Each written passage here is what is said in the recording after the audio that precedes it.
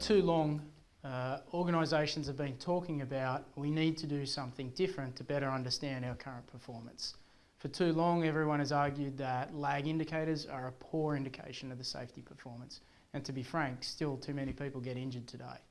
But we also know through years of research and some universal studies that better understanding your culture and investing in training and leadership within your team drives, ultimately, the safest culture, which gives you the safest performance. So we took a stand and said we need to measure this at three very significantly different areas to determine how do we actually all build this high-performance safety culture. And those areas are understand your lead and lag indicators, but ensure that you understand the culture that's giving you that performance. To understand the culture you've got, you have to go all the way back and have a look at the leadership competence and capability you've got today, and then plan forward about where do you apply those resources to get a different outcome.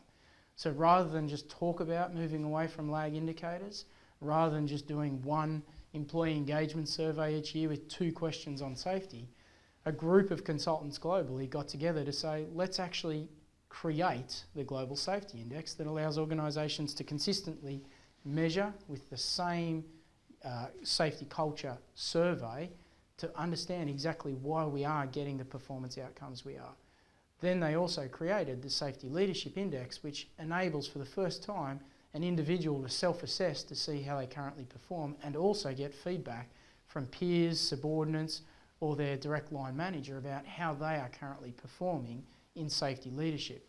The outcome of that is I, as an individual, can actually take my Safety Leadership Index and I can work forward. So I can put a plan in place that I can work on day in, day out, get feedback from my manager, peers or subordinates that ultimately is going to positively impact the culture that we've got.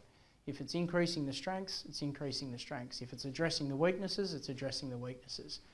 If we focus on those 2 areas, the lead and lag indicators take care of themselves. And ultimately, the lead and lag indicators become somewhat irrelevant, just indicators of how we're travelling.